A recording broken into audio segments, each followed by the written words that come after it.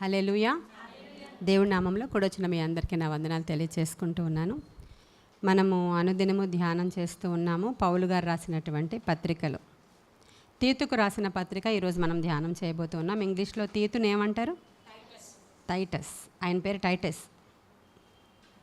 తీతుకు రాసిన పత్రిక ఎవరు రాశారు? పౌలు గారు రాశారు. పౌలు తీతుకు రాసినటువంటి లెటర్ని మనం చదువుతున్నాం ఈరోజు. దానిలో ఉన్నటువంటి అంశాలు ఎందుకు రాశారు, దాంట్లో ఏం విషయాలు ఉన్నాయి, తీతు ఎవరు, ఈ అంశాలను మనం ధ్యానం చేద్దాం. తీతు అనే ఆయన అన్యుల నుంచి రక్షించబడినటువంటి వ్యక్తి, గ్రీసు దేశస్థుడైన. పౌలు గారు మొదటి మిషనరీ దండయాత్రలోనే రక్షించబడినటువంటి యవనస్తుడు ఆయన. తరువాత రెండవ దండయాత్ర ముగిసి ఆయన చెరలోనికి వెళ్ళి వచ్చేసిన తర్వాత ఈ లెటర్ ఎప్పుడు రాశారంటే జైల్లో నుంచి రాయలేదు, కస్టడీలో ఉన్నప్పుడు రాయలేదు. ఈ లెటర్ రాసినప్పుడు ఆయన బయటే ఉన్నారు. వేరే చోట వేరే పరిచర్యలో పౌలు ఉన్నారు. పౌలు గారు తీతుకు ఈ యొక్క ఉత్తరాన్ని రాసినటువంటి ఉద్దేశ్యం ఏంటంటే, సంఘంలో రకరకాల మనుషులు ఉన్నారు, రకరకాల పెద్దలు ఉన్నారు, రకరకాల మెంటాలిటీ వాళ్ళు ఉన్నారు. ఎవరినైతే సంఘ పెద్దలుగా నియమించారో వాళ్ళందరూ మంచిగా లేరు. ఇలాంటి విషయాలన్నీ కూడా ఏ సంఘానికి ఈ తీతు అనే ఆయన అధ్యక్షుడిగా ఉన్నాడు అని అంటే, క్రేతు అనేటువంటి పట్టణంలో ఉన్న సంఘం, ఆ సంఘానికి ఈయన అధ్యక్షుడిగా ఉన్నాడు, పెద్దగా ఉన్నాడు ఈ యొక్క తీతు.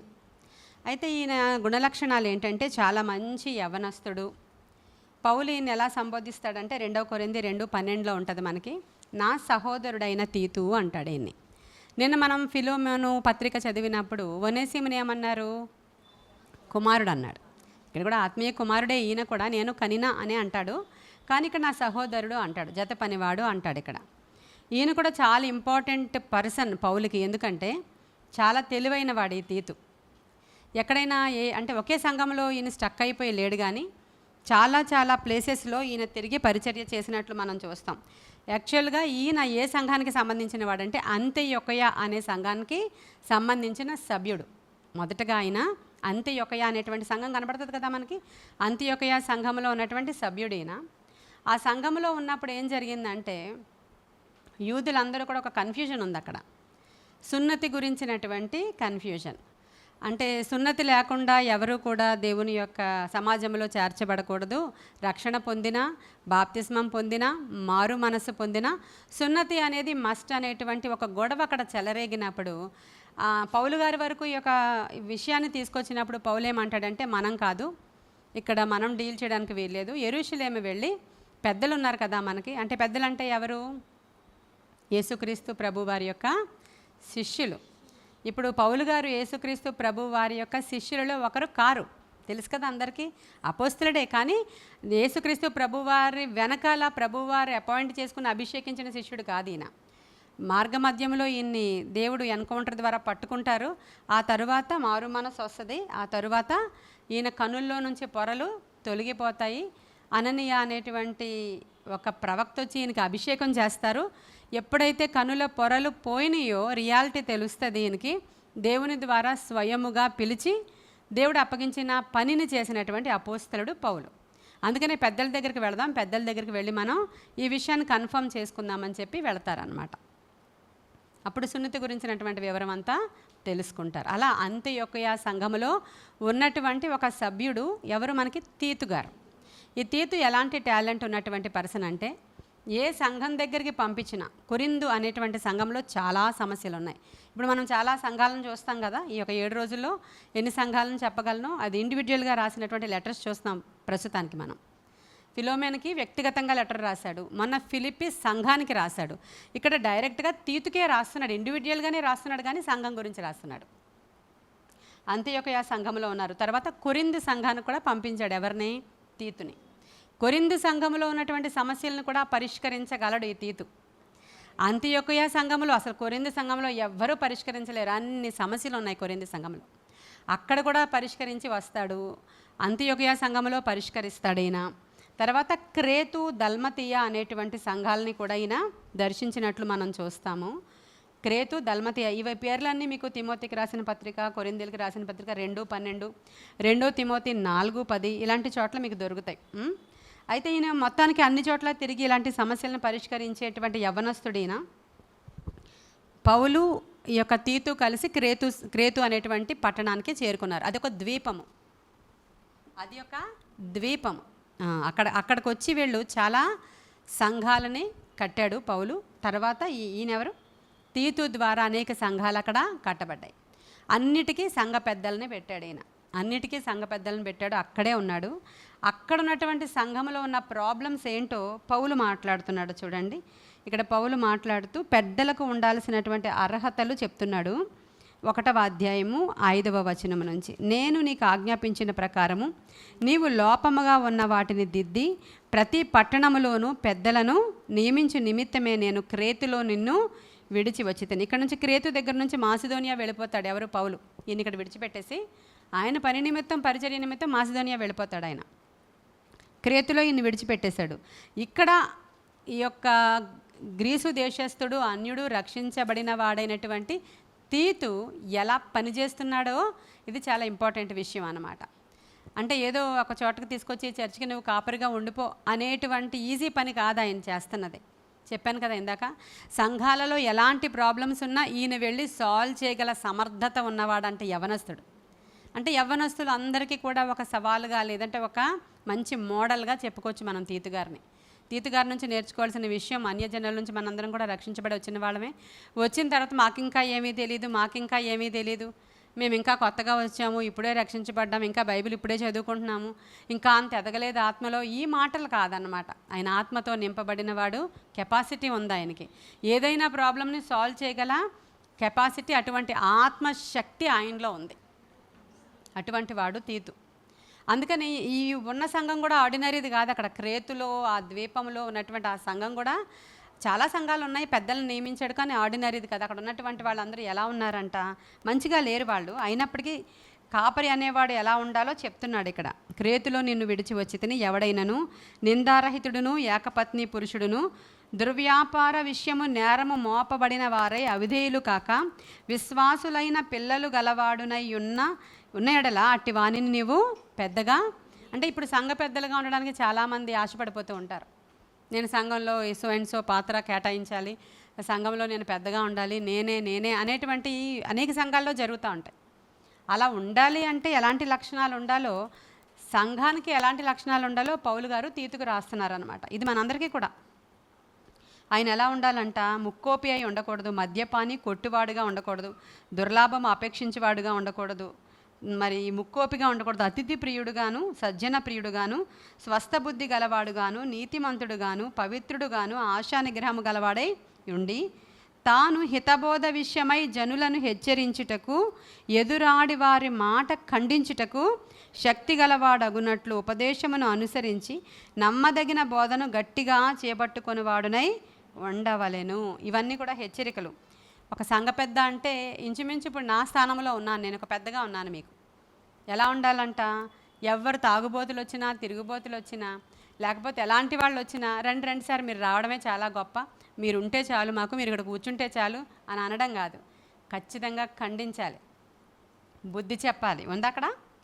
హితబోధ విషయమై జనులను హెచ్చరించుటకును, ఎదురాడి వారు మాట ఖండించుటకు. ఎదిరించే వాళ్ళు చాలామంది ఉంటారు సంఘంలో. వీళ్ళ మీద వాళ్ళ మీద వీళ్ళు మాట్లాడుకుంటూ ఉంటారు. అప్పుడు ఏం చేయాలి? సంఘ కాపరి చూసి చూడనట్లు ఊరుకోవాలా? అస్సలు లేదు. పిలిచి మరీ వార్నింగ్ ఇచ్చి అవసరమైతే అక్కడ నుంచి టెర్మినేట్ చేయొచ్చు. ఎందుకంటే సంఘానికి పట్టిన చీడ ఎక్కడైనా మనం ఉంచుకుంటే ఆ చీడ మొత్తం సంఘం అంతటికి పట్టేస్తుంది. కాబట్టి ఖచ్చితంగా ఖండించాలి. సున్నతి సంబంధులు, అవిధేయులు, వదరబోతులు, మోసపుచ్చువారునై ఉన్నారు. వారి నోర్లు ఏం చేయాలంటే మనం మూయించాలి ఖచ్చితంగా.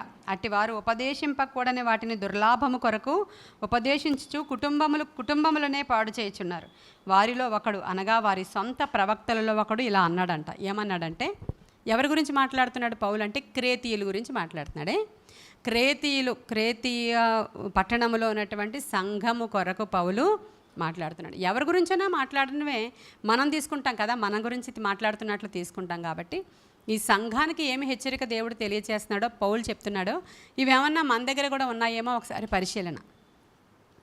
యూట్యూబ్లో వింటున్న వాళ్ళ సంఘంలో ఉన్నాయేమో ఒకసారి పరిశీలన. పౌలు గారు సంఘాలకు ఏమి లెటర్స్ రాశారు, పౌలు గారు ఇండివిజువల్గా ఆయన జత పని వారికి ఏం లెటర్స్ రాశారు, తన తోడి సహోదరులకు ఏం లెటర్స్ రాశారు, దానిలో ఉన్నటువంటి ఆంతర్యం ఏంటి, మనం ఏం తీసుకుందాం అనేది ఈరోజు తీసుకోవాలి. ఈ క్రేతు సంఘం గురించి అంట అంతకుముందే వాళ్ళ ఊరిలో ఉన్న ప్రవక్తలే కొన్ని ప్రవచించారంట. ఏమని? వీళ్ళు ఎలాంటి వాళ్ళు ప్రవచించారంట. చూడండి, క్రేతీయులు ఎల్లప్పుడూ ఎలాంటి వాళ్ళట? అబద్ధికులును, దుష్టమృగములను, సోమరులకు తిండిపోతులునై ఉన్నారు. ఈ సాక్ష్యము నిజమే. పౌలు ముద్రేస్తున్నాడు. ఈ క్రేతీయుల గురించి ఆల్రెడీ నాకు తెలుసు. ఎలా తెలుసు అంటే, వాళ్ళ దగ్గర ఉన్నటువంటి ప్రవక్తలే చెప్పారు. ఎలాంటి వాళ్ళు అంటే, వాళ్ళు ఏదైనా సరే బొంకేస్తారు, ఒట్టి అబద్ధములు ఆడతారు. వాళ్ళు ఏదైనా సరే అబద్ధములు ఆడడానికి వెనకాడరు. ఈ సంఘస్థులు అలాంటి వాళ్ళు. ఎంత క్లియర్గా చెప్తున్నారంటే, ఆ ఊరిలో ఉన్నవాళ్ళు అలాంటి వాళ్ళే. మళ్ళీ వాళ్ళు చెప్పారు కదా, ఇప్పుడు మారారులే అనుకోవడానికి లేదు, వాళ్ళు అలాగే ఉన్నారు అని ఈయన మరొకసారి ఈ సాక్ష్యము నిజమే పౌలు చెప్తున్నాడు. వాళ్ళు అలాంటి వాళ్ళే, దుష్టమృగాలు వాళ్ళు. ఏమీ వెనకాడరు, ఏ తప్పులు చేయడానికన్నా వెనకాడరు, ఏ కీడైనా తలపెట్టేస్తారు, భయంకరంగా ప్రవర్తిస్తారు. వాళ్ళు దుష్టమృగాలు లాంటి వాళ్ళు. తర్వాత సోమరులకు తిండిపోతులు. ఇప్పుడు ఈ సోమరుల పని ఏంటి చెప్పండి? తిని పడుకోవడమే. ఎప్పుడు చెప్తున్నాను నేను, అస్తమాను దేవుడికి అసలు సోమరిపోతుతనం అంటే ప్రేరికి రావట్లేదు. దూరంగా ఉన్నవాళ్ళు, బాధల్లో ఉన్నవాళ్ళు, రాలేని వాళ్ళు, వాళ్ళని నేనేం అనడం లేదు. ఇక్కడే ఉండి, ఖాళీ ఉండి, రావడానికి వీలుండి, మందిరంలో ప్రార్థనలు జరుగుతున్నాయని తెలిసి కూడా ఎందుకు రాలేరంటే సోమరితనం. ఎవరు వెళ్తారులే, ఇప్పుడు తయారయ్యి ఏం వెళ్తాంలే, ఇప్పుడు ఇంత ఛార్జీలు ఏం పెట్టుకుంటాంలే, లేకపోతే ఇంట్లో కూర్చొని రేపు పాస్టమ్ గారు మాట్లాడిన మాట రేపు యూట్యూబ్లో వచ్చేస్తుంది కదా చూద్దాంలే అంటే ఒక సోమరిపోతితనం. సహవాసముగా కూడుట మీరు మానొద్దు అన్నాడు ఆయన. అసలు మీరు సహవాసంగా కూడడం మానొద్దు, మ్యాక్సిమం ట్రై చేయండి. ఇప్పుడు మనం పట్టణంలో ఉన్నాం కాబట్టి మీరు రకరకాల ప్లేసెస్ నుంచి, రకరకాల దూరాల నుంచి, చాలా దూరం నుంచి రావాలి. అదే పల్లెటూరులో సంఘాలు ఉంటే ఎలా ఉంటుందంటే, అక్కడే చుట్టుపక్కల ఇల్లులే, అక్కడే అదే ప్రాంతంలో ఉన్న వాళ్ళందరూ మందిరంలో గ్యాదర్ అవుతారు. వాళ్ళ పనులకు వెళ్ళే వాళ్ళైతే ఈవినింగ్ పెట్టుకుంటారు, వాళ్ళ కంఫర్ట్ని బట్టి పెట్టుకుంటారు, అలా వస్తూ ఉంటారు. మనకు అలా అవ్వదు. అందరం రకరకాల పనులలో ఉన్న వాళ్ళమే, దూర భారంగా ఉన్న వాళ్ళమే. అయినప్పటికీ కూడా ట్రై చేస్తున్నాం. మనం ట్రై చేస్తున్నాం. ఏం ట్రై చేస్తున్నాం? సహవాసంగా కూడడానికే ట్రై చేస్తున్నాం ఎవ్రీడే. జూమ్లో కాదు, మరి లైవ్లో కాదు, డైరెక్ట్గా దేవుని మందిరావరణలో మేము చేరుకోవాలి. ఎక్కడ 2-3 ఆయన నామం పేరట కూడి ఉంటారో ఆయన ఉంటానన్నారు. అక్కడ మేమందరం చేరుకోవాలి. ఖచ్చితంగా అక్కడికి వెళ్ళాలి. గంటో గడియో దేవునితో మేము గడపాలి, మేము కలిసి ఆరాధించాలి, మేము కలిసి వాక్య ధ్యానం చేసుకోవాలి అనే ఆలోచన మనకుంది.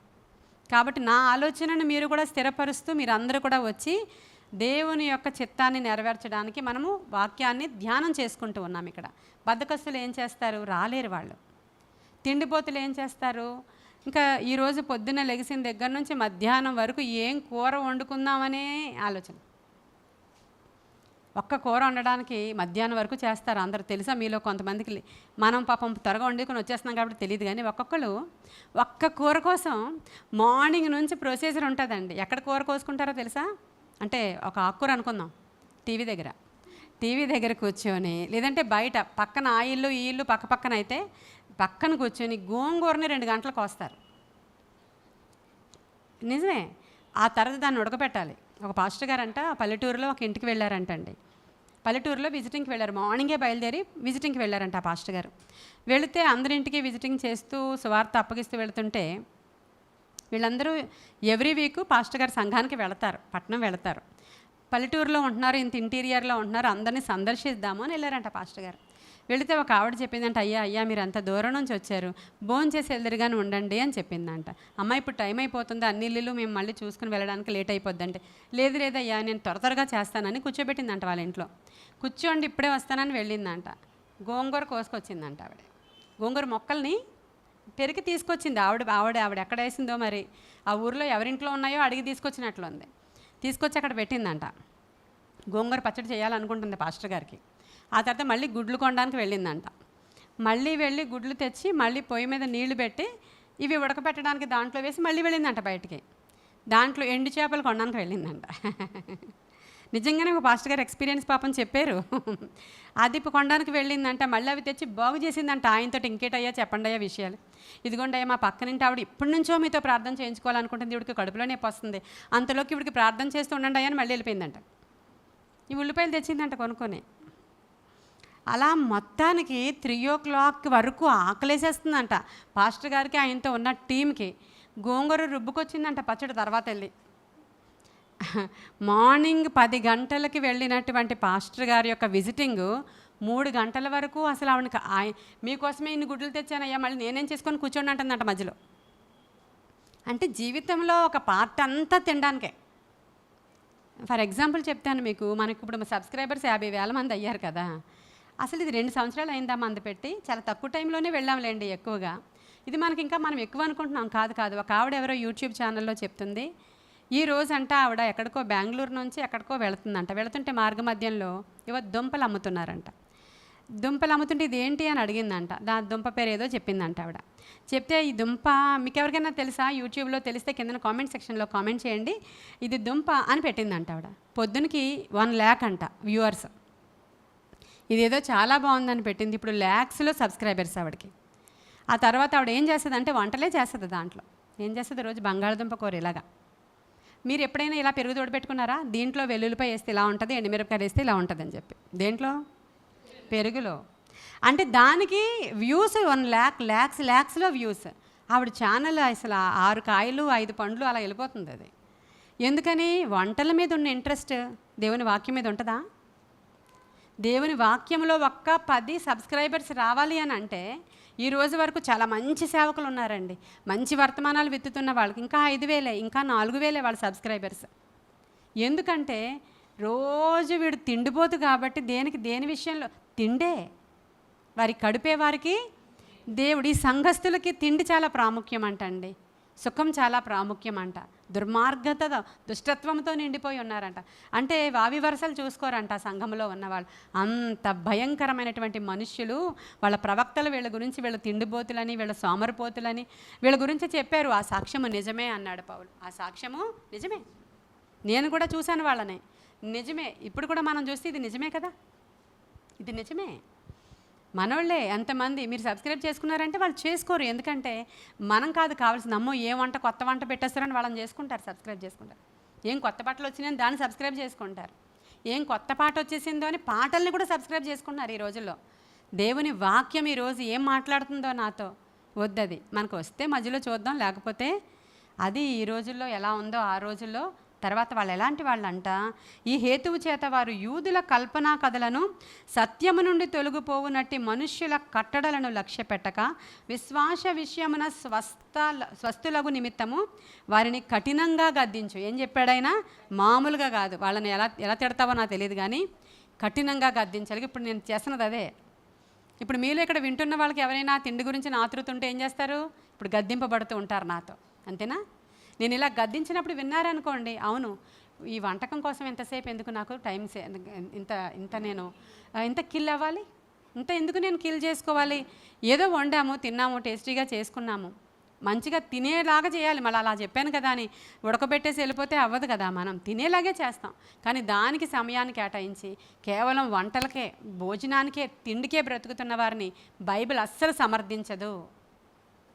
బైబిల్ అస్సలు సమర్థించదు. 24 గంటలు ఈ జిహ్వ చాపల్యం అంటారు దాన్ని. నాలుక రకరకాల టేస్టులను కోరుతూ ఉంటుంది ఆ నాలుక. దానికోసం ఇక వీడు పడుతున్న ప్రయత్నం ఈ రోజుల్లో దేవుడికి అది అస్సలు నచ్చదంట. తిండిబోతులు, సోమరులు అనే మాట మాటికి బైబిల్ మెన్షన్ చేస్తుంటుంది. వీళ్ళు అలా ఉన్నారు, నువ్వు చాలా గట్టిగా గద్దించాలి అని చెప్పాడు అక్కడ. తర్వాత 15 దగ్గరికి వచ్చేయండి. పవిత్రులకు అన్నియు పవిత్రములే కానీ అపవిత్రులకు అవిశ్వాసులకు ఏదియు పవిత్రమైనది కాదు. వారి మనస్సును వారి మనస్సాక్షియు అపవిత్రపరచబడి ఉన్నవి. దేవుని ఎరుగుదమని వారు చెప్పుకొందరు కానీ అసహ్యులను, అవిధేయులను, ప్రతి సత్కార్యము విషయము భ్రష్టులునై ఉండి తమ క్రియల వలన ఆయనను ఎరగమన్నట్టున్నారు. అక్కడ ఉన్న వాళ్ళు చాలామంది రక్షించబడ్డారండి. చాలా సంఘాలు ఉన్నాయి క్రేతులో. చాలా సంఘాలను వీళ్ళు కట్టారు, చాలా సంఘాలకి పెద్దలను పెట్టారు. అన్నీ తెలుసు వీళ్ళకి, కానీ విశ్వాసుల్లా లేరు. ఎలా ఉన్నారంటే వాళ్ళు భ్రష్టులై ఉండి తమ క్రియల వలన ఆయనను ఎరగము అన్నట్లున్నారంట. అందరికీ తెలుసు ఆయన, కానీ క్రియలు చూస్తే ఎలా ఉన్నాయి? దేవుణ్ణి ఎరగని వారు చేసిన క్రియలు. దేవుణ్ణి ఎరిగిన జనాంగం మనం అందరం. మన క్రియలు ఎలా ఉండాలి? దేవుణ్ణి ఎరిగిన ప్రజల క్రియల వలనే ఉండాలి తప్ప అన్యుల క్రియల వలె మన క్రియలు ఉండకూడదు. కానీ వీళ్ళు ఎలా ఉన్నారట? అసలు ఆయన ఎవరో మాకు తెలీదు అని ఆయనను ఎరగని వారు అన్నట్టే వాళ్ళు ఉన్నారు అని చెప్తున్నారు. ఇది ఎంతవరకు మనం ఈ మొదటి చాప్టర్ 2 వరకు ఈ విషయాలే. పెద్దలు ఎలా ఉండాలి, ఎలా కొట్టుకోకూడదు, ఎలా తిట్టుకోకూడదు, పెద్ద అనేవాడు ఎలాంటి లక్షణాలు కలిగి ఉండాలి. మనం ఇప్పుడు ఎదిగిపోయాం, మనం అందరం పెద్దలమే, ఇక్కడ కూర్చున్న మీరు అందరూ కూడా. ఈ లక్షణాలు ఎప్పుడు కూడా మన జీవితంలో ఉండకూడదు. పైగా ఎవరైనా అటువంటి వారు వచ్చినప్పుడు వారిని ఖండించాలి, గద్దించాలి, బుద్ధి చెప్పాలి, వారితో మాట్లాడాలి. అవసరమైతే మన తీతులాగా ప్రవర్తించాలి. మనం తీతు నుంచి నేర్చుకునే క్వాలిటీ ఏంటంటే, ఏదైనా గొడవ ఉంటే ఆయన పంపించామంటే సాల్వ్ అయిపోద్ది అక్కడ. కొంతమందిని పంపించామంటే మొత్తం అదంతా కాలిపోద్ది అక్కడ. చిన్నది మాట్లాడి రండి, వాళ్ళకి సాల్వ్ చేయండి అని చెప్తే ఏమైంది, అక్కడ మొత్తం తగలబెట్టి వచ్చేస్తారు. నేను అసలు అదే చెప్దాం అనుకున్నానండి, కానీ అసలు అక్కడి నుంచి అక్కడికి లింక్ అంతా వెళ్ళిపోయింది. వాళ్ళు మామూలు కాదు, వాళ్ళు ముందే నెట్వర్క్ ఉంది, అదంతా కాలిపోయిందని చెప్తారు తర్వాత వచ్చి. ప్రతి సంఘంలో విషయాలు మాట్లాడుతున్నాను నేను. మనం చూస్తున్నాం కదా చర్చెస్లో పాస్టర్స్ ఎలా కొట్టేసుకుంటున్నారో. పోలీసు ప్రొటెక్షన్ రోడ్డు మీద పెట్టుకుని లోపల వాక్యం చెప్పుకుంటున్నారు. ఎందుకని, మళ్ళీ గొడవ అయిపోతే మేము వెళ్ళాలి కదండి లోపలికి. పోలీస్ ప్రొటెక్షన్ బయట పెట్టుకుని లోపల వాక్యం చెప్తున్న సంఘాలు ఉన్నాయి. ఎందుకని, పాస్టర్సే కొట్టేసుకుంటున్నారు. ఆ చర్చికి 4-5 పాస్టర్స్ ఉంటారు, వాళ్ళందరూ ఒకేసారి తన్నేసుకుని కొట్టేసుకుని ఇవన్నీ యూట్యూబ్లో పెడుతున్నారు. అవి కాకుండా ఒక పాస్టర్ గారు ఇంకొక పాస్టర్ గారి పరిచర్యని తోలనాడేస్తూ ఉన్నారు. ఒక ఆయన ప్రవచనం చెప్తే అది తప్పు అని మనకు తెలిసినప్పుడు ఏం చేయాలి? ప్రభువు ఎందుకు అలా బయలుపరిచారో, బ్రదర్ ఎందుకు మీకు అలా బయలుపరిచారు, ఇది నిజమేనా, మీరు ఎందుకు అలా చెప్పారని ఆయనతో కలిసి మాట్లాడుకోవాలి. యూట్యూబ్లోనికి వచ్చేసి నీకు అసలు బుద్ధుందా, బుర్రుందా, నిన్ను చంపుతా, నిన్ను తన్నుతా, నిన్ను రోడ్డు మీదకి ఈడుస్తా అని క్రైస్తవులే మాట్లాడుకుంటున్నారు. ఇలాంటివి జరిగిపోతున్నాయి అన్నాడు పౌలు. అందుకే పెద్దలైన వాళ్ళు అలా ఉండకూడదు. కొట్టేవాడు, తిట్టేవాడు, అసలు అటువంటి వాళ్ళు పనికిరారు అన్నాడు దేవుడు. రోడ్ల మీదకి వచ్చి ఇంకొకరిని తిట్టేవారు పనికిరారు, అలా తిట్టుకోకూడదు అసలు. ఇవన్నీ కూడా ఈ క్రేతులో ఉన్నటువంటి సంఘముతో, ఈ యొక్క తీతుతో మాట్లాడుతూ ఆయన చెప్తున్నాడు. తర్వాత వదరబోతులను ఖచ్చితంగా గద్దించాలన్నాడు ఆయన. తర్వాత వీళ్ళు అబద్ధాల గురించి, సోమరిపోతనం గురించి చెప్పేశాను కదా. హితబోధకు అనుకూలమైన సంగతులు మాత్రమే అక్కడ బోధించాలని 2వ అధ్యాయంలో చెప్పాడండి. నీవు హితబోధకు అనుకూలమైన సంగతులను బోధించము. ఎలాగనగా వృద్ధులు, మితానుభవము గలవారును, మాన్యులను, స్వస్థబుద్ధి గలవారును, విశ్వాస ప్రేమ సహనముల యందు లోపము లేని వారునై ఉండవలెనని. అలాగుననే వృద్ధ స్త్రీలు కొండెగత్తులను, మిగుల మద్యపానాసక్తులనై ఉండక ప్రవర్తనయందు భయభక్తులు గలవారై ఉండవలెననియు, దేవుని వాక్యము దూషింపబడకుండునట్లు యవ్వన స్త్రీలు తమ భర్తలకు లోబడి ఉండి తమ భర్తలను, శిశువులను ప్రేమించువారును, స్వస్థ బుద్ధి గలవారును, పవిత్రులను, ఇంట ఉండి పనిచేసుకుని వారును, మంచివారునై ఉండవలెనని బుద్ధి చెప్పుచు మంచి ఉపదేశము చేయువారునై ఉండవలెననియు బోధించుము. అటువలనే స్వస్థ బుద్ధి గలవారై ఉండవలెనని యవ్వన పురుషులకు హెచ్చరించుము. ఇవన్నీ హెచ్చరికలండి 2వ అధ్యాయం. హితవాక్యముతో కూడినటువంటి బోధనివ్వ వాళ్ళకి చేయాలి. ఇవన్నీ కూడా తిమోతికి రాసిన పత్రికలో కూడా కనబడుతూ ఉంటాయి కొన్ని మనకి కదా. ఇక్కడ తీతుకు రాస్తున్నాడు పౌలు గారు. తీతుకే రాస్తున్నాడు కానీ సంఘం గురించి తీతుకే రాస్తున్నాడు, కానీ ఇదంతా కూడా సంఘము కొరకు రాసినటువంటి పత్రిక. ఇవన్నీ మనకు తెలుసు అన్నట్లే ఉన్నాయి, కానీ మనం కూడా ఇప్పుడు తీతు నుంచి నేర్చుకునేది ఎక్కువగా మనం ఏంటంటే, మనము మన సంఘములో ఉన్నాము అంటే సమస్య పరిష్కరించే వారంగా ఉండాలి. మన సంఘంలో మనం ఉన్నాము అంటే అక్కడ అభిషేకము పంచే వారముగా ఉండాలి. మన సంఘంలో మనం ఉన్నామంటే మన సంఘ కాపరి ధైర్యంగా ఉండాలి. ఈ అమ్మాయి వచ్చేసిందా, కుమారి వచ్చేసిందా, ఓకే అయితే పర్వాలేదు, ఎవరు వచ్చినా తను మేనేజ్ చేసుకోగలదు అని నేను ధైర్యంగా ఉండాలి. 3 అధ్యాయాలు ఇక్కడ. ఈ 3 అధ్యాయాల్లో తీతుకి ఇవే రాశారు. ఎందుకంటే మనం పత్రికలు ధ్యానం చేస్తున్నాం కాబట్టి ఉన్నటువంటివన్నీ మనం చెప్పుకోవాలి. కాబట్టి ఈ తర్వాత ఇక్కడ నుంచి ఆయన దల్మతియా అనేటువంటి ప్రాంతానికి వెళతాడు. ఎవరంటే తీతు దల్మతియా అనే ప్రాంతానికి వెళతాడు. అంటే ప్రస్తుతం ఉన్నటువంటి దేశం పేరేంటంటే యుగోస్లోవియా. విన్నారా? యుగోస్లోవియా దేశానికి వెళతాడు. తర్వాత ఈ క్రేతు నుంచి యుగోస్లోవియాకి వెళతాడు, అక్కడ పరిచర్య చేస్తాడు, మరలా క్రేతుకే వచ్చేస్తాడు తిరిగి. ఇంకా క్రేతులోనే ఈయన పరిచర్య కొనసాగుతుంది, క్రేతులోనే లాస్ట్ వరకు ఉంటాడు ఆయన. పౌలు 2వ మిషనరీ దండయాత్ర అదంతా చెరలో నుంచి బయటకు వచ్చిన తర్వాత నేను నిన్ను కలవాలనుకుంటున్నాను, నీ దగ్గరికి రావాలనుకుంటున్నాను, నేను వస్తాను అని చెప్తాడు. కానీ ఆయన కలిశాడో లేదో మనకి ఎక్కడ లెటర్లో ఏమీ రాయబడలేదు. ఎందుకంటే ఒక్కొక్క ప్లేస్ ఎక్కడెక్కడో ఈ తీతు గారి చుట్టూ ఈ యొక్క నేను చెప్పినటువంటి దల్మతియా దగ్గర నుంచి చివరి వరకు క్రేతులోనే ఆయన పరిచర్య కొనసాగినట్లుగా ఇక్కడ లేఖనం సెలవిస్తూ ఉంది. ఎక్కువ మనము యవనస్తులను మనము ఎంకరేజ్ చేయడానికి, యవనస్తులకు ఎవరినైనా బైబిల్లో ఉన్న వాళ్ళని తీసుకొని మనము వాళ్ళని మంచిగా వాళ్ళ గురించి చెప్పాలి అనుకుంటే తీతు గురించి తీసుకోవడం చాలా ప్రాముఖ్యమైనది. అలాంటి యవనస్తుడు చాలా గొప్ప సేవ చేసిన వాడు. ఆయన పౌలుకి సహోదరుడు, ప్రియమైన వాడు, పౌలుతో కలిపి పరిచర్య చేశాడు. మెయిన్ క్వాలిటీ ఏంటంటే ఇది ఇప్పుడు నేను చెప్పినవన్నీ కూడా గద్దిస్తాడు, బుద్ధి చెప్తాడు, కాంప్రమైజ్ చేస్తాడు. ఎక్కడైనా ఇలాంటివి సంఘంలో ఆటంకాలుగా ఉన్నాయంటే తీతును పంపిస్తారు. అప్పుడు తీతు వెళ్ళినప్పుడు ఆయన అక్కడ సాల్వ్ అయిపోతుంది ఆ ప్రాబ్లం. ఎంత గొప్ప విషయం కదా. అసలు ఎవరు వెళ్తే ఎవరు వింటారు ఈ రోజుల్లో? ప్రతి ఒక్కరం కూడా ఈరోజు మనం ఎలా ఉండాలంట? తీతులాగే ఉండాలి సంఘంలో. ఆ పౌలుకి చాలా సహాయకారుడుగా ఉన్నాడు. ఆ గ్రీసు దేశస్థుడు అయినప్పటికీ చాలా ఈ యవ్వనస్తుడు చాలా యాక్టివ్ అయినా. నాకు ఇన్ని చెప్పారు, ఈ ప్లేస్లో క్రేతులో ఇన్ని చేస్తున్నా, నేను మళ్ళీ దల్మతియా వెళ్ళమంటున్నారు నన్ను, అక్కడ ఇక్కడ నేను చేయలేను, అన్ని చోట్లకి నేను తిరగలేను, అసలు నాకు ఓపిక లేదు అన్నవాడినా కానే కాదంట. చాలా యాక్టివ్ పర్సన్ అని చెప్పొచ్చు. మన యవ్వనస్తులు ఈ తీతులాగా ఉంటే బాగుండనే ప్రార్థన మనం ఖచ్చితంగా చేసుకోవాలి. మన పిల్లలు కూడా ఇలా తీతులాగా మనం మంచిగా దేవుని కొరకు వాడబడే సాధనంగా ఉండాలి అని. ఇంకా మీరు చదువుకోండి 3 అధ్యాయాలు కూడా. పెద్దగా చెప్పడానికి దీంట్లో నాకేమీ ఎక్కువ వివరం లేదు, కానీ సంఘంలో ఉన్నటువంటి ప్రాబ్లమ్స్ చూస్తే ఇవన్నీ కూడా ఇలా ఉండకూడదని చెప్పాడు ఆయన. సున్నతి గురించి చెప్పాను కదా నేను. సున్నతి గురించి కూడా వెళ్ళి యెరూషలేంకి వెళ్ళి క్లారిటీ చేసుకొని వచ్చేసారు పౌలు గారు ఈయనని. పౌలుతోనే అధిక శాతం పరిచర్య చేశాడు. చాలా సంఘాలని కట్టాడు ఈయన, చాలా సంఘాలని బాగు చేశాడు ఈయన, చాలా పరిచర్య జరిగించాడు ఈయన, చాలామందిని మార్చాడు ఈయన, చాలామందిని ఖండించాడు ఈయన, చాలామందికి బుద్ధి చెప్పాడు ఈయన. సోమరిపోతుల్ని, తిండిపోతుల్ని, తిరుగుబోతుల్ని, ఇటువంటి వారిని కూడా కంట్రోల్లోకి తెచ్చేశాడు ఆయన. మొత్తం ఏకతాటి మీద నడిపించాడు. సంఘాలని బాగు చేశాడు, సంఘాలని కట్టాడు. తీతు నుంచి నేర్చుకునేది ఇదే. ఈ తీతు గారికి రాసినటువంటి పత్రికలో ఈ విషయాలే కేవలం క్రేతు అనేటువంటి సంఘం కోసం రాసినటువంటివి ఇవన్నీ. కాబట్టి మనం నేర్చుకునేది ఏంటంటే ఈ దినాలలో కూడా ఇలా ఉండాలి అన్ని సంఘాలు కూడా అని కోరుకుందాం.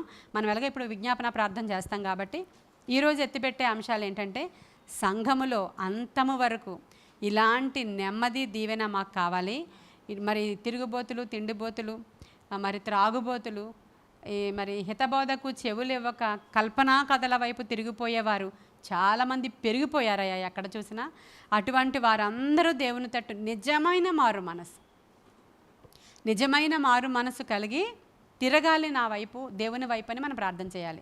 ఇలా తీతులాగా మనం కూడా బలంగా పనిచేయడానికి దేవుడు మనకి సహాయము చేయునుగాక. ఆమేన్. అనారోగ్యంగా ఉన్న వారి కోసం ప్రార్థన చేద్దాం. ఎప్పుడు మంగళవారం అనారోగ్యంగా ఉన్న వారి కొరకు ప్రార్థన చేస్తాం కాబట్టి ఏకీభవించుదాం. మీరు అందరూ మోకరించండి కొద్ది నిమిషాలు. అనారోగ్యంగా ఉన్న వారి కొరకు ప్రార్థన చేద్దాం. దేవానికి వందనాలు, స్తోత్రాలు ప్రభువా.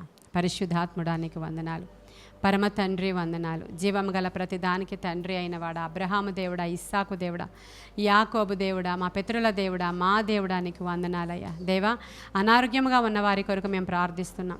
మా యూట్యూబ్ పరిచర్యలో అయా వాక్యము క్రింద ఉన్నటువంటి ప్రార్థన అంశాలన్నీ నీ పాదాల దగ్గర పెడుతున్నాను. ఎవరెవరికి ఏ అనారోగ్యం ఉందో దేవా, వారు అనారోగ్యం ఉన్న స్థలంలో వారి చేతులు ఉంచుకోవడానికి అవసరమైన కృప ఇవ్వండి. దేవా, వారు ఆ చేతులు ఉంచుకున్నటువంటి స్థలము దేవా స్వస్థత కలగడానికి నాయన అవసరమైనటువంటి కృప కొరకు అడుగుచున్నాం. నజరేయుడైన యేసు నామములో నడినెత్తి మొదలుకున్న అరికాలు వరకు ఉన్న ప్రతి విధమైన అనారోగ్య లక్షణాలు నాయన వినుచున్న వారు, చూచుచున్న వారిని విడిచి ఇప్పుడే బయటికి పారిపోవునుగాక. వారి తలలో ఉన్న సమస్యలు యేసు నామములో గద్దిస్తున్నాను ప్రభువా. దేవా, వారి బ్రెయిన్లో ఉన్న ప్రాబ్లం యేసు నామములో బయటికి పారిపోవునుగాక. ఆ బ్రెయిన్లో ఉన్న గడ్డలు కరిగిపోవునుగాక. కళ్ళల్లో ఉన్న ప్రాబ్లమ్స్ కోసం ప్రార్థిస్తున్నానయ్యా. అనేక మందికి కంటి చూపు మందగిస్తూ ఉంది ప్రభా. అనేక మందికి కళ్ళు నాయన ఆపరేషన్ చేసినా సరే సరిగా నాయన దృష్టి లేదనే వాళ్ళు మాకు రిక్వెస్ట్లు ఇచ్చి ఉన్నారు ప్రభా. చిన్న బిడ్డలకి కూడా కళ్ళు ప్రాబ్లమ్స్ నాయన, హై సైట్ నాయన ప్రాబ్లమ్స్ ఉన్నాయి ప్రభువా. దేవా నాయన, వారిని అందరినీ ఒక్కసారి మీరు దర్శించండి అయ్యా. అయ్యా, నీవు కళ్ళు మీద మట్టి పూసి దేవా సిలోయం అనే కోనేటిలో కడుగుకోమని చెప్పిన రీతి నజరేయుడైన యేసు నామములో ఆ కళ్ళను ముట్టి ఇప్పుడే బాగు చేయమని అడుగుచున్నాను. మీరు పొందిన దెబ్బల చేత, గాయముల చేత సంపూర్ణ స్వస్థత, విడుదల యేసు నామములో వారి కనులకు కలుగునుగాక. దేవా, నోస్లో ఉన్న ప్రాబ్లం, ఆ ముక్కులో ఉన్న ప్రాబ్లం తండ్రి అయా నాయన, రకరకాల ప్రాబ్లమ్స్ చేత ఏడవబడుతూ ఉన్నారు. ఆ చెవులలో ఉన్న ప్రాబ్లం దేవా, నోటిలో ఉన్న ప్రాబ్లం ఆ పళ్ళు నాయన అస్తవ్యస్తంగా ఉన్న కారణంగా ఒక ఆమె తినడానికి కూడా అవ్వట్లేదంట ప్రభువా. దేవ ఆపరేషన్కి నాయన చాలా ప్రాబ్లంగా ఉందంట, అది కూడా జ్ఞాపకం చేసుకోండి అయ్యా. నా చెవులు వినిపించట్లేదని ఏ కుమారుడైతే నా తండ్రి మాకు రిక్వెస్ట్ పెట్టాడో ఆ బిడ్డ కొరకు ప్రార్థిస్తున్నాను. యేసు నామంలో స్వస్థత శీఘ్రముగా కలుగునుగాక, శీఘ్రముగా కలుగునుగాక. ఆ యొక్క మెడ భాగంలో ఉన్న ప్రాబ్లమ్స్ని జ్ఞాపకం చేసుకోండి దేవా. గడ్డలను కరిగించండి ప్రభ. ప్రతి విధమైన థైరాయిడ్ ప్రాబ్లమ్స్ నుంచి విడిపించండి ప్రభ దేవా. ప్రతి విధమైనటువంటి దేవా నాయన శరీర సంబంధమైనటువంటి అనారోగ్య లక్షణాలు ఈరోజు వారిని విడిచి బయటికి పారిపోవునుగాక. హార్ట్ ప్రాబ్లం నాయన, హార్ట్లో ఉన్న వెయిన్స్ ప్రాబ్లం తండ్రి దేవా, హార్ట్లో ఉన్నటువంటి సమస్తమైనటువంటి బ్లాక్స్ ప్రాబ్లం తండ్రి యేసు నామంలో స్వస్థత కలుగునుగాక. ముట్టి స్వస్థపరచండి అయ్యా. పొట్టలో ఉన్న ప్రాబ్లమ్స్ తండ్రి యేసు నామంలో, పేగులలో ఉన్న ప్రాబ్లమ్స్ తండ్రి, ఆ యూట్రస్లో ఉన్న ప్రాబ్లమ్స్ యేసు నామంలో స్వస్థత కలుగునుగాక. ఆ యొక్క నా తండ్రి గ్యాస్ట్రిక్ ప్రాబ్లం ప్రభు, అల్సర్ ప్రాబ్లం యేసు నామంలో బయటికి పమ్మని గద్దిస్తున్నాను. నీ గాయపడిన కరాన్ని చాపండి అయ్యా.